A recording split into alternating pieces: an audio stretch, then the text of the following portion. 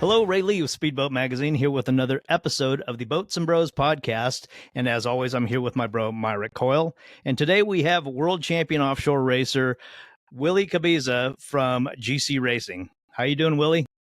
Good. How are you guys doing? Very good. Thanks for joining us. Yeah, it's awesome.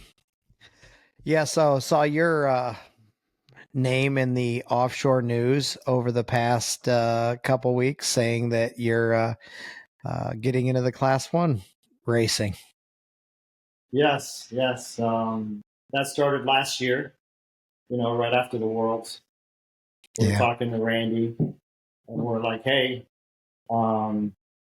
let's move up a class. And he started telling us about the new 48.2 that he was going to that guy right unveil. There. Yeah, there it is. That he was going to unveil at the Miami Boat Show. And so we started talking about it. I got to see the boat at the Miami Boat Show, but I didn't get to, drive it or take a test ride in it. And then we were talking at the fun run in March. Yeah, I remember you asking me about it after I had ridden in it.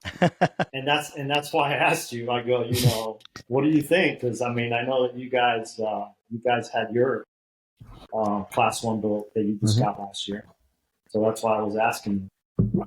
And then we spoke, and Randy's like, well, it's going to be a project because it's one of one because of the deck. So like a month later after that, we talked about a little bit about Super Cat, and we talked about Class 1. And he's like, I think Class 1 will probably be better because of the 1100s. And I said, hey, I think by the end of this year, I should have more seat time. I think we can do that. And so he probably started building that mold for the tooling for it, probably in March, April of this year. Yeah, I saw some pictures of it in the article, and man, it looks cool. I mean, those louvers in the back deck and all that stuff. I love it when they look all sporty and racy like that, especially when it's all built into the mold. It's really neat. Well, we actually had a 482 brand new one delivered to the shop today, the green one of Brad Holzhauer's, and it's an 1100 1350 package in it, and it flies. I bet. Yeah, rev limiter 170 right out the box. So, jeez. Yeah, it's definitely a fast haul. Yeah. 1350 mode. Yeah, 1350 mode. Yeah. Yeah. John Teague was down and he was testing it, and then they delivered it to the shop, and then the customer showed up, and it was pretty wild. So not only it's funny that all this kind of came together, the 482 this afternoon, and then we were out in a 39 canopied boat of Burton Kirsten's with the 500s on it this afternoon, testing it right before the end of work, in between doing this windshield on another MTI. So it was MTI day at the shop, I guess. Three different MTIs, and the fact that one was a 482, which Willy has got coming but not in a race setup like he has, but then the canopied 39, which he races with Grant and the 450 class. So got to feel a little bit of both of them today. Well, let's rewind this. Willy, how did you, first of all, competition, have you always been a competitive kind of guy growing up? Always. Anything that we can compete, we always kind of went overboard. What did you start with? True competition wise? We did a bunch of off-road stuff with trucks. I've always been competitive. I've done archery. Like I was telling you before, one of my first competitions that I did was the ocean to ocean Cayuga race when I was in high school. And that's done in a canoe an outrigger canoe. Well, it's not outrigger. It's a wooden canoe that's like 20 feet long, and it's 4 guys. And you start on the Atlantic side of Panama, and you go to the Pacific side of Panama through the Panama Canal. Wow. Paddle. I bet you there's some serious blisters when you do that. So we did that for a couple of years. That was like my offshore racing career start, I guess. That was a lot of fun. It was like a Boy Scout thing. Now it's gotten really big. They do it every year now. That was kind of fun. Archery, kayak racing when I came to the States, shooting sports, trap, ski. Probably in the last 15 years, it's been Ironman. Wow. Doing Ironmans and Xterra racing, off-road, basically an off-road triathlon, right? And gone to Panama, Costa Rica, trained here a lot. It's almost like a lifestyle because you got to put in, 20 hours a week of training to stay at that level of competition so you can, get up and do a half Ironman over the weekend and go back to work 3-4 days later, go do a sprint, in some other town. So you're constantly training to stay at that fitness level. So we did that for a couple of years, my wife and I. And she competes too in the Ironman? yes. Yeah, wow. That's awesome. Done it. And, been very active always in sports, with scuba diving, you name it, we've done a lot of stuff. When I was in college, we were on a flight team, right? Because I went to flight school. So we would do airdrops and see who can land on the fixed markers on the runway. So it's always been some type of competition. But yeah, it's always been something here or there. The offshore stuff, I've always seen it. I remember when I was in college, we would fly down. We would rent an airplane during our off time and go to Key West to go see the Key West World Championship races. And we'd fly in our little airplane, 4 guys splitting the cost to go see the races. And used to see some of these guys that now I get to race, see them race in Supercat were there. Like Myrick, Johnny, WHM, right? Yeah, Billy. Yep. And, now when you talk to these guys and you're like, I used to see you race, 25 years ago, and they're still doing it. It's amazing. I don't know how they can hang in that long, keep racing. 20, so you were a years. fan of offshore racing, and did you always know you wanted to get into it in one way or another? Yes. And there was a couple of points in time there that I could have got into it. I just didn't know how to get into it because I didn't know anybody. Mm-hmm. I was just a spectator. Yeah. So I didn't know anybody that raced. I didn't know anybody who had a race boat. I just didn't know, even where to start. But then Randy helped with that. Yeah. So what kind of pleasure boats did you have before you had a race boat? I had a Supercat Nortec.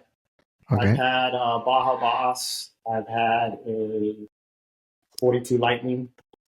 A couple of, V bottoms. Probably the only cat that I've ever had was the Supercat Nortec before an MTI. And we went through a couple of them and then basically got rid of all that. And then things kind of progressed. And then we got into the yachts, got rid of all the little boats, did the yachts for a while, the yachty stuff. And then got rid of that. And then, we really didn't have any boats. We were doing a lot of traveling down to Central and South America. And we're like, hey, we can't have these boats just sitting around. So then I met Steven from TNT. Mm-hmm. One day at a boat show, and I said, hey, I would like to get an MTI one of these days. So it went like a year and a half. I called him and I said, okay, I'm ready. And somehow he remembered me. He's like, oh, yeah, we're going to go and we're going to order one. And then, of course, that's the first time I got to meet Randy. Randy was showing me about the 34. I put a 34 order in. And then during that time, the 39 started. So I canceled the 34 and went to the 39. And that's how I got to meet Randy. That was probably 2017. Yeah, that's cool. It's cool the way that progressed. It's the way that I've hanging around TNT. You can meet a lot of cool people, whether it's Johnny or Randy, and Philly. All those guys that were always around there to try to get you out there in a boat. Right. Yeah. So at what point did you guys start talking potentially you going racing with Randy? I went to Winsville to do a design meeting on a 42. And we were having lunch with Randy and Sherelle, and my wife was there. So you had already taken delivery of your 390, and you were going to build a 390. Yes. You were going to build a 42 center console. And I went there to do a design meeting. We're having lunch, and we're like, hey, we went and saw a couple of races that Taylor did, and I was like, hey, this is really cool.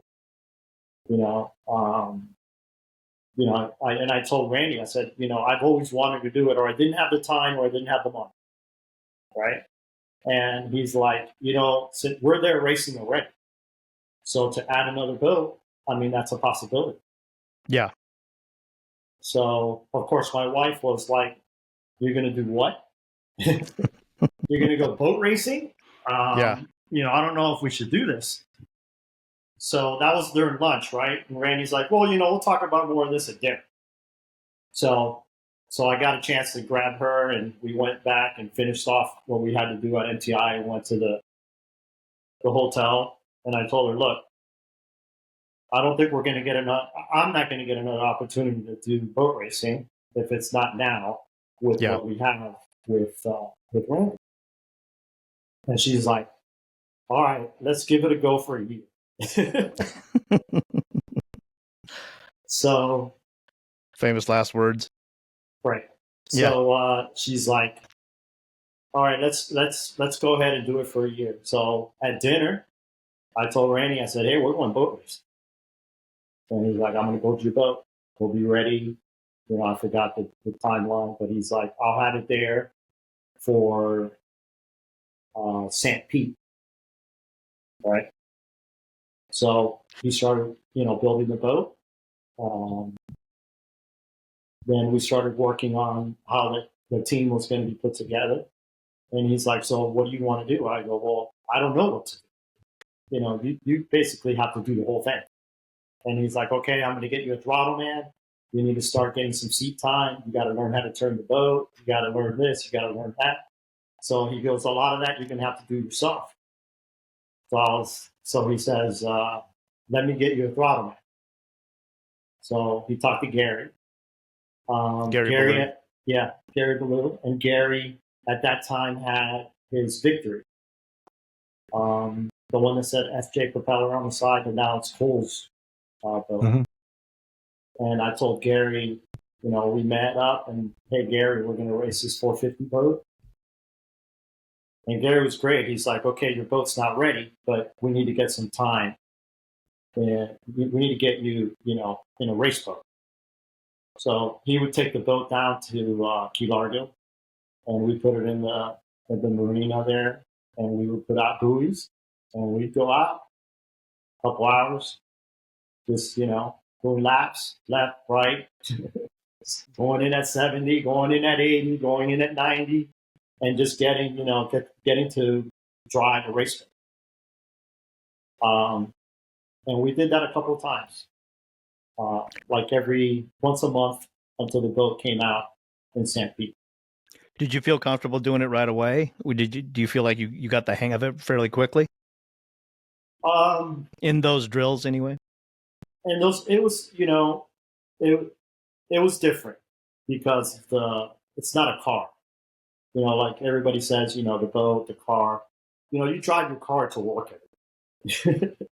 You don't drive a race boat to work every day. So, and the water, the water is just much more difficult than dealing with a car. So you got to have some good, basics, like any sport that you do. You got to have the basics down. And Gary was very good at that. So that's what we did. We went out, and then Randy put the whole team together. He got Adrian, Connor, and the rest of the guys in the crew. And, he signed us up for the races. This is how you do it. I mean, it's like everything. All the things that we go through when we go to the races. The only thing is that I just show up, and here's, 3-4 guys. Here's a boat. It's perfect. It's ready to go. Everything side of it, you just step in, and he's like, okay, you press that switch there, and you go that. So the first time I ever raced my MTI, or the first time I was in it, was at a race in St. Pete. That's a good course to start at, though. It's kind of flat, and you get left and right turns, but it is a fast course. So yeah.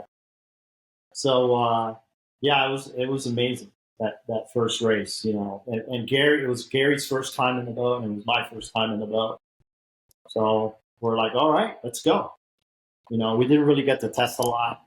I think we got like 20 minutes, and off to the races. Literally. what does GC Motorsport stand for, or GC Racing? My name, Guillermo Cabeza. Oh, I see.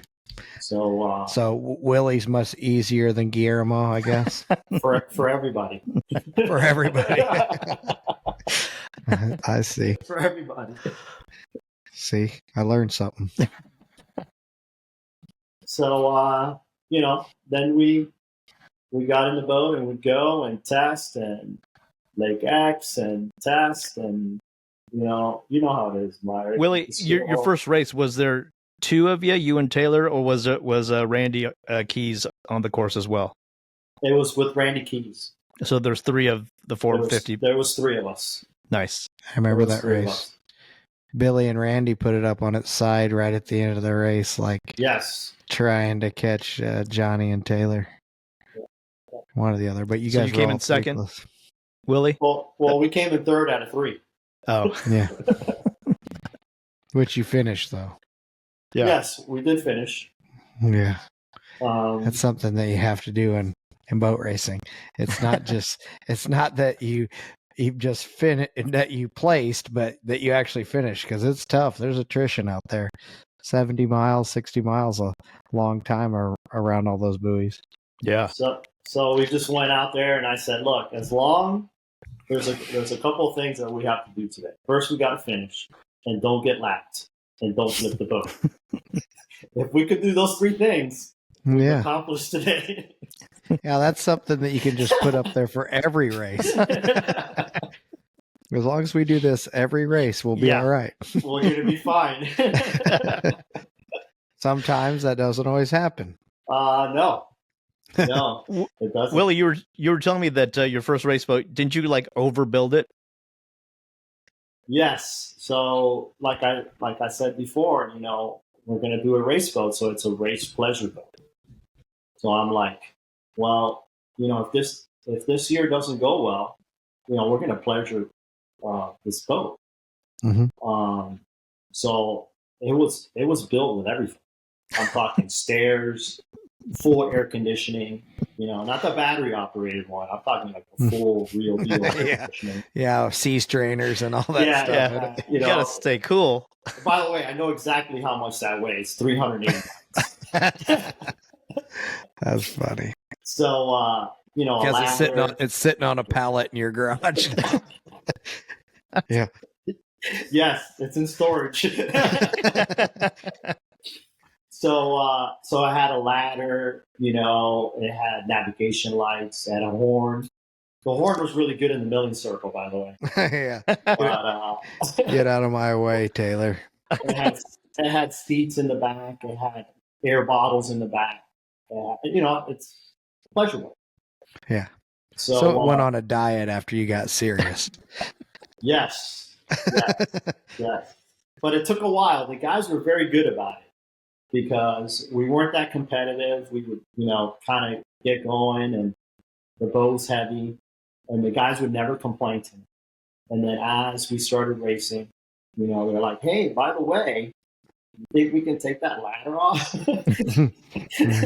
Oh, By the yeah. way, you think we can take the navigation lights and battery chargers and the extra 3 other batteries we have in here, and the seats in the built-in Yeti.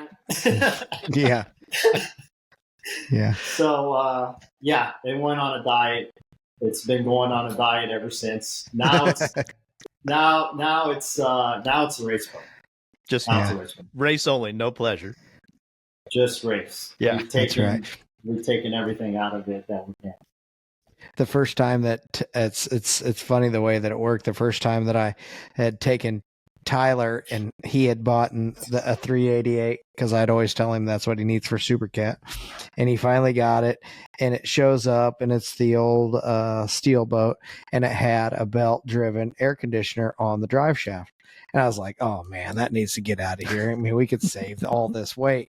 He's like, man, he goes, you serious? He's like, this is awesome. We got an air conditioner. I swear to you, the first time down the lake, the thing exploded and we thought that the boat was on fire. And I was like, see, it was meant to be. Get this thing out of here. And he hasn't had an air conditioner in any of the Super Cats since. And he bitches about it every time that it's hot. And now you guys are racing black boats and black suits. Yeah, I never even anticipated that. That was probably dumb on my part, but yeah. The Class 1 does have an air conditioning system in it, but just like in last week in Sarasota, it got it down. I mean, we were racing at 10 o'clock in the morning. It got it down to 86 or 87 degrees. But when we got in, it was like 105. We were calling Sarasota Sarasana because it was so muggy and nasty there last weekend or 2 weeks ago, I guess. Yeah. But, yeah. So moving it away from June, July didn't help as far as weather goes. I mean, it felt just the same as 4th of July, but anyway. Yeah. Yeah, the cold suits, we have cold suits that pump, cold water, and they get to. Do they work pretty good? Oh, they work amazing, but they're, it's only good for like 30 minutes because then the cockpit itself just retains a lot of heat. Mm-hmm. But for 30 minutes, you put it at 55, and you can muscle through it. Yeah, there's still not a lot of air. I was talking to Taylor and Johnny about their boat, and they've got a air conditioned system, but she said it's about half an hour, and it's done. So one of my requests for the Class 1 boat is 3 air conditioners. Well, it helps when you have 2,200 horsepower instead of 900 horsepower in the other class. So air conditioner is a definite requirement. The fatigue factor is pretty good in there at 110, 112, whatever it gets in. Yeah, it's pretty hot. Yeah, in the driving suit in Class 1 that they make you wear, that really adds to the heat. Yeah, you hate it, right? I hate it. Yeah. First time I ever walked up to, like, we had all these driver suits and they were doing a photo shoot at it was Cocoa Beach, and there's that white building that's there by the pits. It's really cool. I think it's a memorial for astronauts or something like that. And we're standing there, and I'm just melting. And I like lean over to Britt Lilly and to Steve Curtis and Johnny and all them, and I'm like, man, these things are hot. And they're like, yeah, pretty bad. And then I see them take them off, and I'm like, where's the lining in yours? And they're like, oh, you haven't cut the lining out of that thing yet? I'm like, I was like, yeah, it's a fire suit. They're like, yeah, you got to cut that lining out of there now. And I'm like, I still haven't cut mine out because I just don't have the heart. These like $2,500 suits, going at a knife in there. They look inside theirs and it looks just like frizz and fuzz from all they're cutting the stuff out of the inside. Just hacking away at it. Yeah. I always tell them I'm going to protest them over their suits that don't do shit. Well, now that things are going to change in Class 1, maybe you get, Yeah, I'm voting for no suit like that, but you never know. I was like, last race we're in Sarasota, we got out of the boat and we had just taken them off because we were melting coming from the outside to the inside.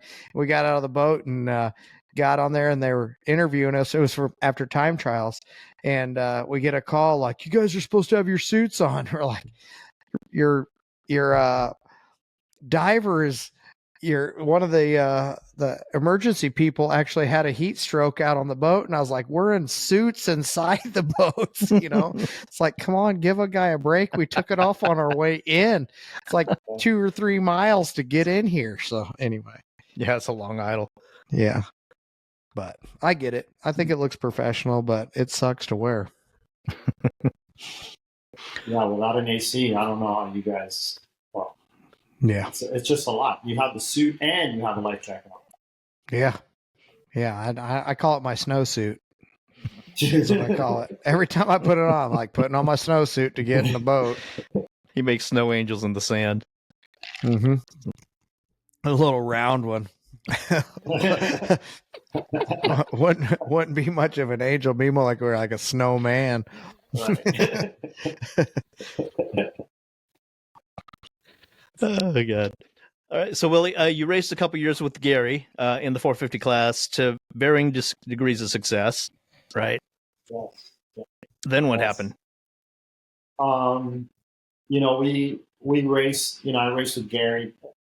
We had a great time together. Gary's a super nice guy. He's very talented, and it was just a progression. Yeah. Right? And then I got the opportunity to race with Shaun last year. Shaun Torrente at the Key West World Finals. Yeah. And I mean, I think we tested twice before we went to the World. And Shaun's very competitive. You know, it's go time with Shaun. Even if you're testing, Yeah. right?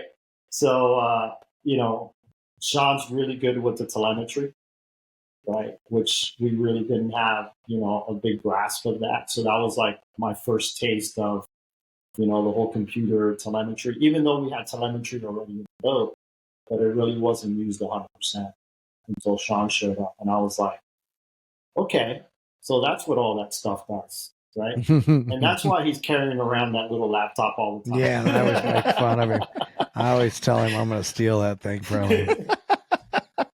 So, you know, we got in the boat, and you know, it was an amazing experience. I mean, Shaun runs the race that it's, you know, every lap is a race. It's not, you know, 7 laps. It's every lap is a race. Right? So, and we did really well. We had some mechanical issues there on the second race. We had a couple of guardian issues and stuff. And, you know, Adrian was able to resolve that, you know, through the night. They did an amazing job. They took a bunch of stuff. I don't know exactly what he took apart, but he took apart that engine. And I was like, as an airplane guy, I see that, and I'm like, uh-oh, if we're going to take this thing down that far, you know we got problems. And we're like, hey, do we get to test? Oh, no, we're not going to test. We're just going to turn the motor on and see what happens. So I was like, all right, let's go. And yeah, it was an experience with Shaun. Very cool. I remember talking to you guys after a couple races. I think maybe your first day, and you were just blown away with what you guys were discovering via the telemetry. Yeah, because it was, you know, it was kind of a hit and miss before, right? It was more of a feel thing. It was more just of a speed thing. You know, Shaun brought a bunch of other factors into it. And not only does he tell you what the setup is, he's showing you on the computer why the setup should be. So now you're gathering data and you're making a decision that it's, because I guess in the past it was, you know, how the boat feels, how fast the boat is, how it turns, you know, does it carry, you know, where the CG is. But now with the telemetry that we have, there's still some of that, but the telemetry now is playing a bigger and bigger role. Yeah. At least that's what I see on our team. Yeah, you're right. Myrick, isn't that similar to what you guys do? I mean, like I think we've discussed this before. You're more the feel guy, and Tyler is more Mr. Spreadsheet with the data. And it's not that if you prove to me that it's faster, I'm definitely whatever guy. I want to be the quickest around the course. Right. But it doesn't always feel that way. You know, say for example, using round numbers, say that the boat can go 110 to turn one, but it's faster if it's only going 107 to turn one because all the other places on the course, so it's hard to think that when you're out there testing, unless you have like an aim system like Willy has in the boat.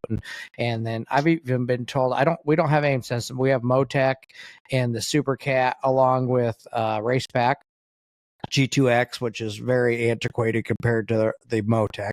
But then we also have Motec on the Class 1. But with all of that information, you can make the the correct setup calls. So I've even been told that the aim has maybe lights on the dash, maybe 2 or 3 lights, to where if you have a faster lap, it'll give you a light one way or the other to know that you were actually faster that lap. So yes, yeah, we have that on the boat. Yeah. So it knows the lap. If you go faster, it gives you green lights. It even tells you how many seconds you were off, or how many seconds, and it'll tell you at each turn if you want to. So it tells you, cool. Hey, this turn you went, a half a second faster. This one you went, the red lights and green lights. I don't have that on my side, but Grant has it on his. Because I'm just trying to, drive the boat. I can't. Yeah. Yeah, I know. That's what people ask you, like, what are you doing in there? I was like, turning the wheel. I'm like giving my input when I feel that it's needed. And I do have a push to talk button, but I usually don't ever talk to anybody. It was like, that's the throttle man's job over there. He's sitting there pushing all the buttons. So yeah, I think I still, I'm getting the feel of it, I still get told, you got to straighten the boat out, and the boat looks straight to me, but it's not straight to him, right? And then you can feel, when it lets loose there, but the feel thing is still not 100%. Not as much as, a seasoned guy that's been doing it for 20 years. I mean, he can feel a lot of things that we can't feel. Yeah, especially setting the boat up into a turn at speed with wakes and stuff. He can really feel the boat. He can feel if you're, if it's set correctly. You're still kind of, hey, this doesn't feel right, but he knows. So you got to kind of trust your throttle man that that it's, that he knows that it's set. Right. Well, Willy, Shaun Torrente was able to race with you because he's also a competitor of yours, because he's the throttleman for Mead Family Racing alongside young Caleb Mead. And last year in Key West, he was able to race with you because Caleb had to be at school or something and couldn't be in Key West, correct? And then boo to dad on that one. Zane put the kibosh to Caleb to be able to go. I've said that on the podcast before, but cool dad to even get him out there in a boat, but then take Key West away. Come on. Well, they did say that Key West is their adult time, so they wanted to enjoy that and keep that. That makes sense too. Me being a dad, I know how that goes. All right.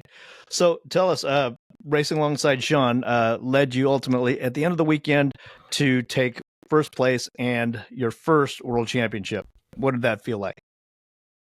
It took me a couple of weeks to understand what happened, because it ended there kind of, craziness, right? Yeah. But it took me a couple of weeks to digest, because, I was told when I started, by all my 17 mentors that I have, that, it takes 7, 8, 9, 10 years to win a world championship. And there's some people that try for many years and never get one. So when I would go into these races, it's like, okay, the 3 things, right? Don't flip the boat, don't get lapped, finish the race. So I was like, okay, now I'm starting to get podiums, now I get to, I can feel the boat better. I'm getting more confident with the boat. I can drive it harder. So I wasn't really expecting it at all. I was just trying to see if I had the ability and the other guy next to me to actually win a race, not even expecting a world championship. So, well, that's kind of a cool part of Key West. It's attrition. It's Wednesday, Friday, Sunday, and it doesn't really matter what you do on them. You just got to keep yourself in striking distance on that Wednesday and Friday and be ready on Sunday to get the win or to put yourself up there to where you have a chance. Yeah. But yeah, it was incredible because, you know, we started out the year marathon, you know, rolling the boat over, right? And then it took us a couple of races to kind of get our act together again. Not only boat setup wise, but mentally, especially on my side. You know, Gary's fine. Gary was like another day in the office, right? Yeah. Right. But because you know they're pros, but it took me a couple of races to kind of sort it out. Yeah, I remember my first crash, and I was a mental wreck on the next one. We broke the next one. I couldn't have been happier. I was like, thank God this thing broke, because I do not want to be in here right now. Yeah. Well, you know, usually like in flight training, because I was a flight instructor for a couple of years, usually when you have a student that has an issue, right, or they run off a runway or they do something, we always try to get them back in the airplane as soon as possible, right, get their head back in the game. So after marathon, I think the next race was like 3 weeks from that. And Coco. Right. So Randy was like, we're going to Coco. The boat, that day, the boat went to Haulover. The engines were removed, and the boat went straight to Winfield.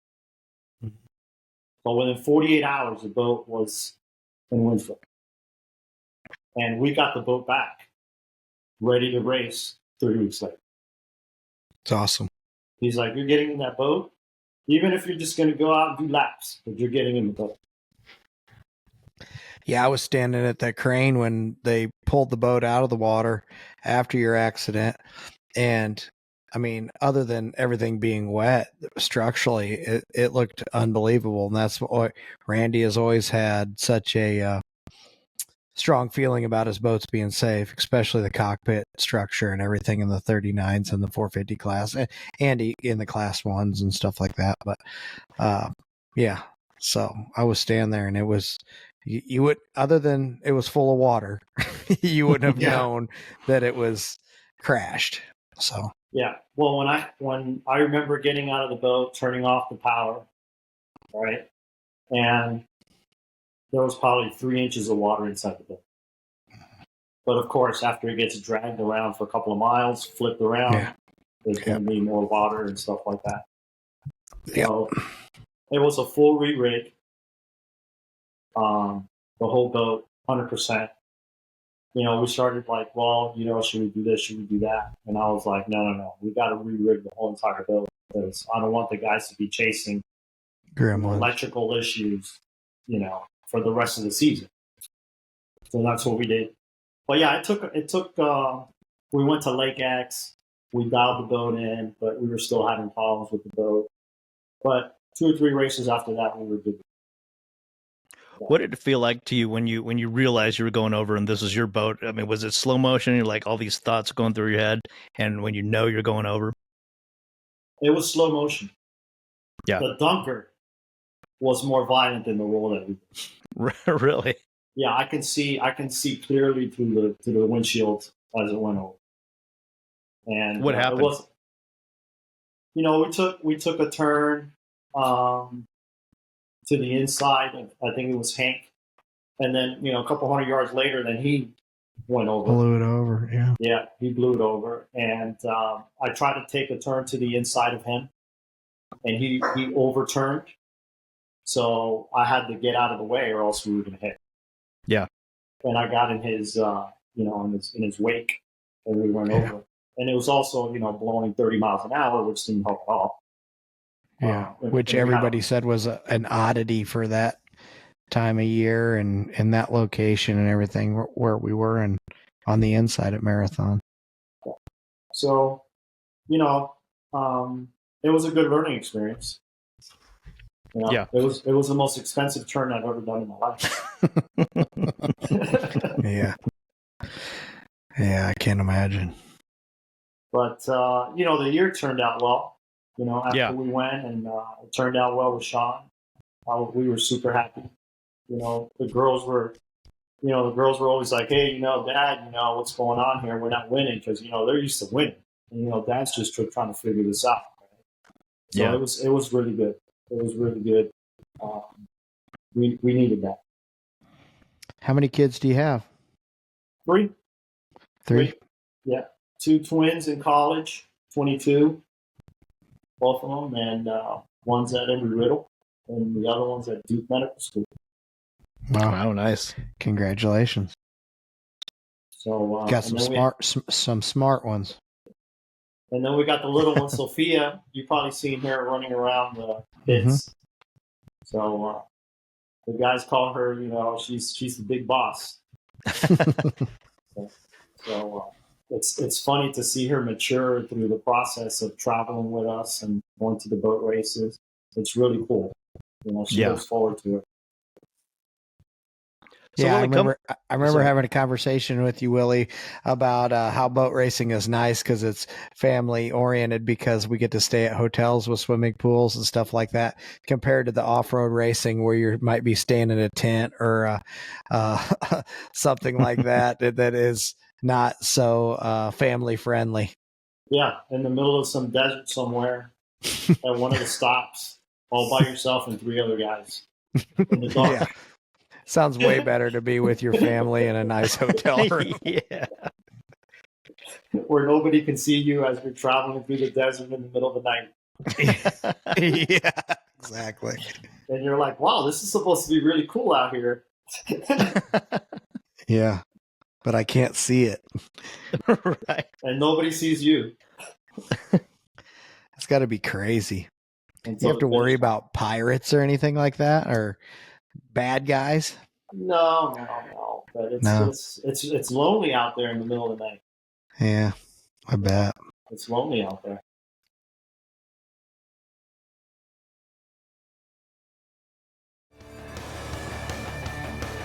This podcast is powered by Speedboat Magazine. Subscribe now at speedboat.com for 9 power-packed current issues a year direct to your mailbox.